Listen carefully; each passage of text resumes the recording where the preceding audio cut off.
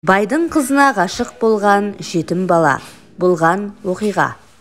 Серік оқуға түскен жылы жүрек талмасынан әкесі қайтты. Шешесі бұл ес біліп қалған шағында дүние салған.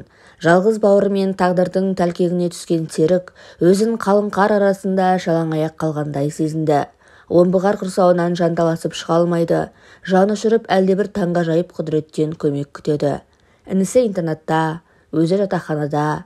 Бір кездері сәби күлкісі мен жұбайлардың бақытты естілген қала шетіндегі 4 бөлмелі үйлері бұл күнде өңі кетіп ескіріп қалған, қаңырап тұр. Ішіне кірсең, даңғарадай 4 бөлмеде даусың жаңғырады. Тау ішіндегі жаңғырық тәрізді, кілем де қабырға да орнында. Бірақ шаң басқан үйде тұратын тірі жан жоқ. Тым құрыса пәтер ретінде жалға берейін деп ойлаған Серік бұл ойынан тез айныды. Анасы мен әкесінің иісі сіңген төсекті бөтен біреудің иеленгенін қаламады. Анасы ұстаған заттарға басқаның қолы тимесе екен деді. Сүртілмеген шаң-шаң терезенің беріктігін сыртынан бір тексерген Серік есікке салынған қара құлыпты қайтадан тас қып бекітті. Әкесі, балам, бар болашағың білімде. Оқу оқы, қолыңа күректе диплом алсаң, аш қалмайсың деп Серікті жастайынан білім мен спортқа баулады. Мектепте ағылшын тілінен олимпиадаға қатысып бірінші орын алып келгенде марқұм әкесі көзі жасаурап Серікті құшақтай алған. Таңертең екі ұлына жаттығу істететін, содан ба екі ұлы да сымбатты болып өсіп келеді. Өзі өмір бойы күзетте істеді. Азын-аулақ айлығына екі баласын жетілдіруді ойлайтын.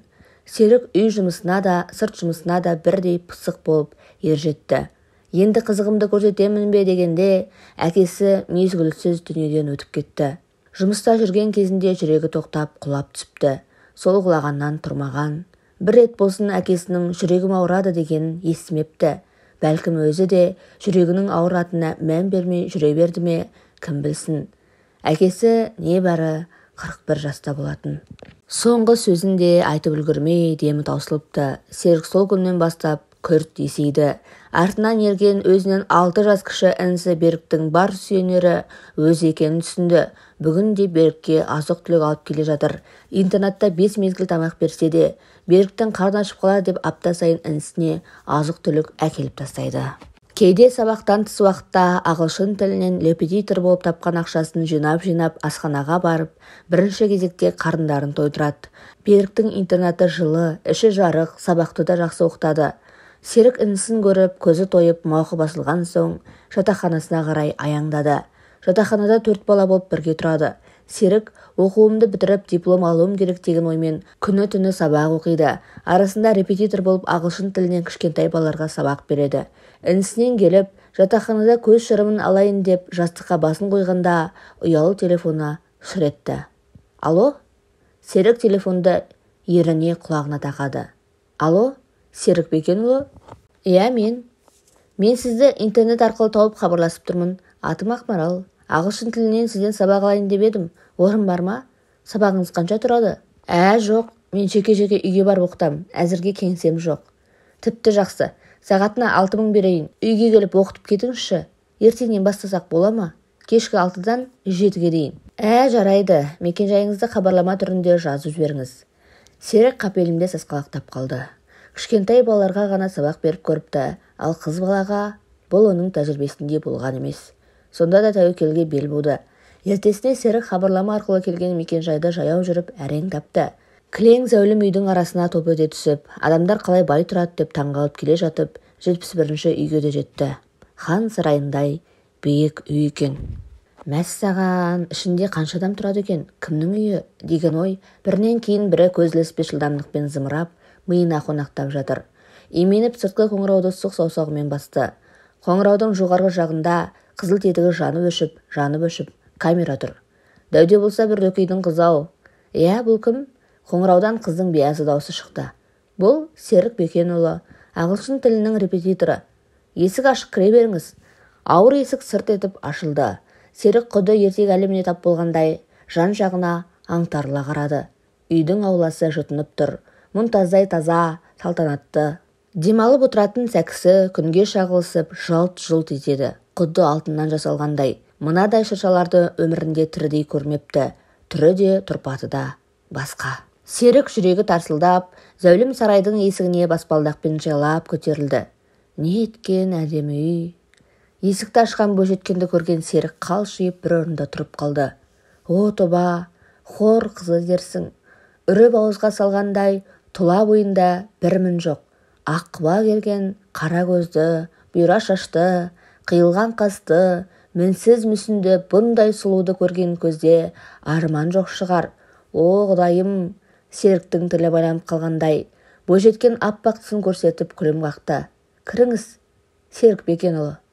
Ары қарай не болғаны Серіктің есінде жоқ. Сұлудың әр қимылына соқтанып қарай бергенін біледі. Не айтты, не қойды, не үйретті. Соңында Ақмарал, Серік Бекенұлы, сіздің сабағыңыз маған ұнады. Ертең де келе аласыз ба? Деп бұны есікке дейін шығарып салды. Алған әсерінен әлі де арыла алмай аяңдап келеді. Бұндай сұлудың көз қиығы өзін жанай өткеннің өзі үлкен бақыт екен. Серіктің бойын қуаныш кернеді. Шіркін, әйелім болса.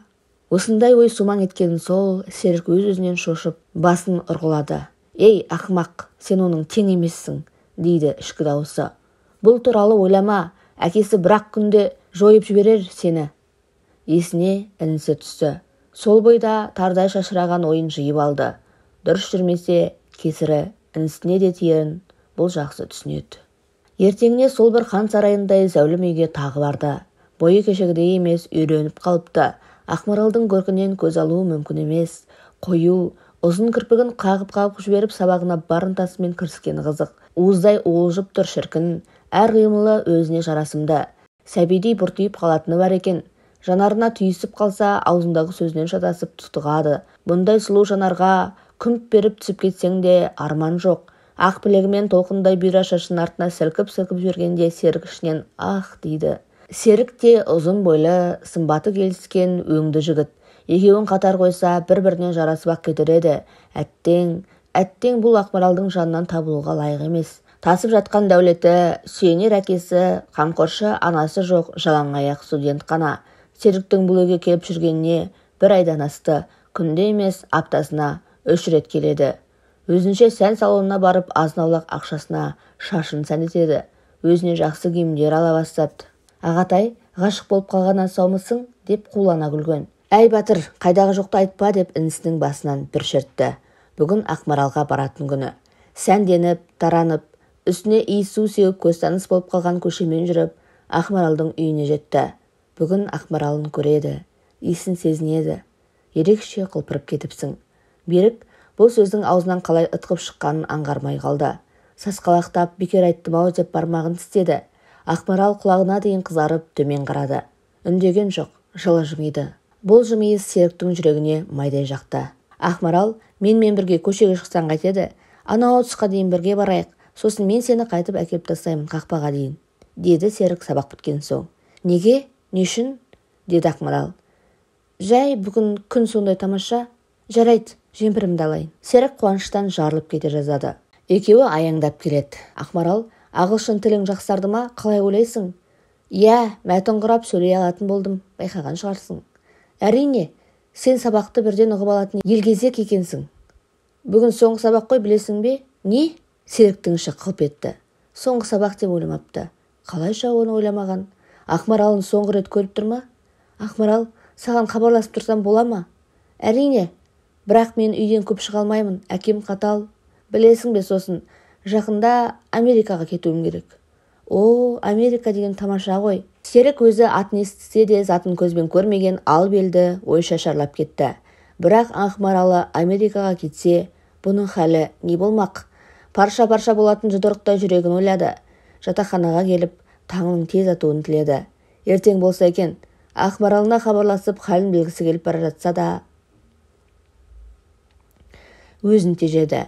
Ертең бүгін ағылшын тілінен не оқыдың деп сылтау тауып хабарласып көрмек. Серік тәтті қиял құшағында қалың ұйқыға батты. Таң бозарып батып, дөңгеленген дүние жүзіне жетер шуағын бұл қалаға да аямай төкті.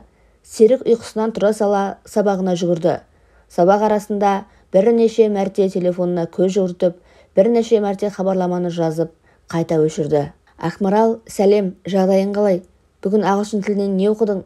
Жоқ, болмайды. Ақмарал, сәлем, кешегі мәтінді оқыдың ба? Бұл да болмайды. Біртүрлі қисынсыз секілді. Сәлем, Ақмарал, кешегі мәтінді оқыған шығарсың, саған ұнады ма? Келіспейді. Сөйтіп отырғанда келесі сабақ басталып, хабарлама жазылмай қалды. Ешкім жоқ жерде оңаша жазғысы келді. Сабақтан кейін жатақхананың оқу залына барып іркіліп ұзақ отырды. Қалай жазсам екен? Тәуекел. Ақмарал, сәлем, жағдайың қалай? Хабарлама тың етіп Ақмаралдың телефонына жіберілді. Қанаты бар құстан да жылдам ұшып жеткен шығар. Серік біртүрлі күйде ішінен қылпылдап отыр. Жауап бере ме, бермей ме? Жә, оқыса да риза бол. Арада 7-8 минут өткенде Серіктің телефоны тадам деп қысқа әндетті. Өй, Ақмаралдан жауап келіпті. Сәлем, Серік, кешеден бері неге хабарласпадың? Күттім ғой. Серік өз көзіне өзі сенбей бір сөйлемді 1000 рет оқыды. Ақмарал деп бадырайып жазылып тұрса да, хабарламаның дәл содан келгеніне сенгісі жоқ. Әсіресе күттім деген бір ауыз сөзі Серіктің көңіліне үміт отын жақты. Серік, бүгін кездесейік, үйіңнің маңындағы аялдаманың жанында деп жауап қайтарды. Көп ұзамай Ақмаралдан хат ұшып келді. Сағат 7-де депті. Серік пен Ақмарал аялдаманың жанында кездесіп, тазалау жерге барып оңаша сөйлесті. Серіктің қолы Ақмаралдың ақ білегіне абайсызда тиіп кетіп еді, қыз қарсыласқан жоқ. Серік Ақмаралдың қолына алақанын тигізді. Алақаны күйіп барады. Екеуі қол ұстасып біраз тұрды. Көп нәрсе айтылған жоқ, бұндайда артық сөз де керек емес. Тек көздері түйісіп қалғанда екеуі де құлақтарына дейін жалындап кетеді. Қыз бен жігіттің бір-бірін сүйіп қалғаны анық белгілі болды. Ақмарал Серік қызды қыпша белінен құшақтады. Бұл жолда бойжеткен қарсылық танытпады. Жайлап бетіне бетін тақады. Беті жалындап тұр екен, ыстық демі сезілді. Ерніне ернін тақады. Құлпынайдай тәттерінен қадалып сүйді. Қыздың денесі діріл қағып, жігіттің құшағына құлай берді. Ақ желкенді қос қайық тәтті ләззат мұхитында баяу жүзді. Ерін мен ерін вальс биледі. Осы сәт ешқашан үзілмес екен. Серіктің ерніне көз жасының кермек дәмі сезілді. Шошынып Ақмаралдың көзіне жалт қарап еді, қыз жылап тұр екен. Ақмарал, жаным, Серік, екеуміз бірге бола алмаймыз, білесің бе? Жаным, олай демеші. Білем, мен сенің тең емеспін. Жоқ, олай емес, мүлде олай емес. Не дейсің? Мен сирек кездесетін ауруға шалдыққам. Ген арқылы тараған ауру, түсінесің бе? Жақында Америкаға емделуге кетем. Не? Ақмарал, жаным? Серік төбесінен тас түскендей тұрып қалды. Бұндай ой үш ұйықтаса да түсіненбеген. Осынша сұлу хор қызына жабысқан қандай кесапат, ол маңызды емес еді. Маңыздысы, Серік Ақмаралды қандай болса да шын сүйе бермек. Бұл сезім мәңгілік. Ақмарал, мен сені сүйемін. Басқасы маңызды ма? Айтшы. Мен сені өзіммен бірге алып кетемін. Мен де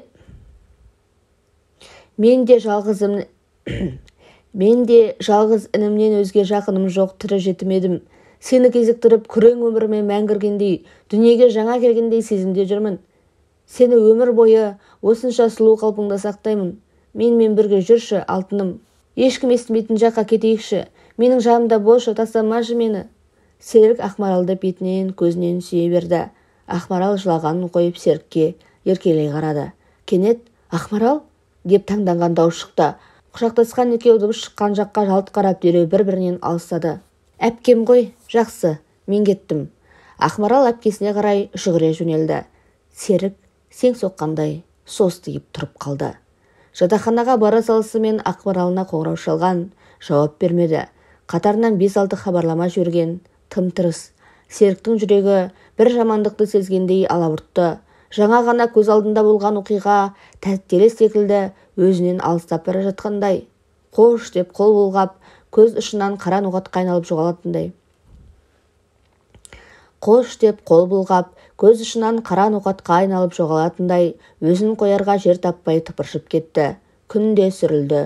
Бір хабар күте-күте жігіттің тағаты таусылды. Тағы қоңырау шалып көріп еді, Ақмарал телефонын өшіріп тастапты. Серік Ақмаралын бір көруге зар болды. Күнде сабақтан кейін әлгі үйге аяғы тартады да тұрады. Қоңырауын басады, ешкім жауап бермейді. Америкаға кетіп қалдым екен, қалайша маған бір ауыз ескертпей кетті деп санасын сансыратқан 1000 сұраққа жауап таппай дал болды. Бүгінде үкілі үмітін арқалап сәулем үйдің қоңырауын басты. Тәпішкенің дауысы естілді. Біреу келе жатыр. Ақмаралдың нәзік жүрісіне ұқсамайды. Тарс-тұрс еткен дөрекі жүріс. Есікті жұлқып ашты. Егде тартқан еркек көзі жыпылықтап тұрған Серікке қарап: «Әй бала, кім керек саған?» деді. «Ақмарал бар ма?» «Ақмаралды қайтайын деп едің? Қазіргі жастар не деген ұятсыз, арсыз болып кеткен, ұялмайсың ба үйге іздеп келуге? Үлкенді сыйлаудан қалған бұлар. Жоқ Ақмарал, кет әрі!» Серік тұтығып қалды. «Аға, Ақмаралмен бір тілдессем болды». Үні жалынышты шықты. «Жоқ Ақмарал, Ақмаралдың тырнағына да татымайсың, жетімек қу кедей!» Серіктің құлағы шыңылдап кетті. Қу кедей деді ме? Жетімек деді ме? Тас керең болып қалғыр құлағы бұл сөзді де естіді. Намыстанып өртеніп кете жаздады. Қу кедей, жетімекті көресіңдер әлі. Көз жасы жанарына үйіліп тұрса да сыртқа шығармады. Көз жасымды көрмейсіңдер сендер. Жалғасы келесі бөлімде.